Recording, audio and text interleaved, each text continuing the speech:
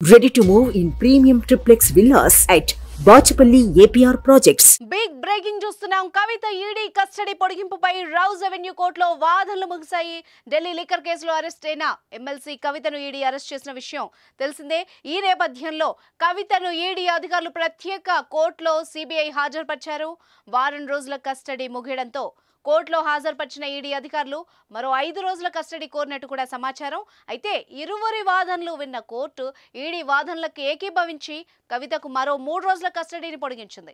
దీంతో ఈ నెల 26 వరకు ఈడీ అధికారులు కవితను విచారించనున్నారు. మద్యం కేసులో ఢిల్లీ సీఎం కేజ్రీవాల్ ను ఇప్పటికీ కస్టడీకి తీసుకున్న విషయం తెలిసిందే. కేజ్రీవాల్ కవితను ఒకేసారి ప్రశ్నించే యోచనలో ఈడీ అధికారులు ఉన్నారు. అయితే మరికొందరితో కలిసి కవితను విచారించాల్సి ఉందని ఈడీ అధికారులు కోర్టుకు పేర్కొన్నారు. కవితను కేజ్రీవాల్ ను ఇద్దరిని కలిపి ప్రశ్నించేందుకు కవిత కస్టడీ పొడిగింపు కోరారు. ఈడీ అధికారులు కవితకు వైద్య పరీక్షలు నిర్వహిస్తున్నట్టు కోర్టుకు తెలిపిన ఈడీ అధికారులు కవితకు వైద్యులు సూచించిన ఆహారాన్ని ఇస్తున్నామని కోర్టుకు వివరించారు.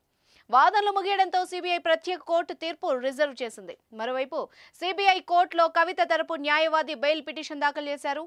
వెంటనే ఈడీకి నోటీసులు ఇవ్వాలని ఆ పిటిషన్లో కోరారు. మరోవైపు కోర్టుకు వెళ్లే ముందు కవిత మాట్లాడారు. తను ఈడీ అధికారులు అక్రమంగా అరెస్ట్ చేశారని తెలిపారు. తనపై పెట్టిన కేసులపై న్యాయ పోరాటం చేస్తానని వెల్లడించారు. ఎన్నికల సమయంలో అరెస్టులు సరికావని, ఈ విషయంలో ఈసీ జోక్యం చేసుకోవాలని కోర్టు నుంచి కవిత బయటకు వెళ్లే సమయంలో వ్యాఖ్యానించారు. ఇదిలా ఉంటే హైదరాబాద్లోని కవిత బంధువుల ఇళ్లలో ఈడీ అధికారులు 6 గంటల నుంచి సోదాలు నిర్వహిస్తున్నారు.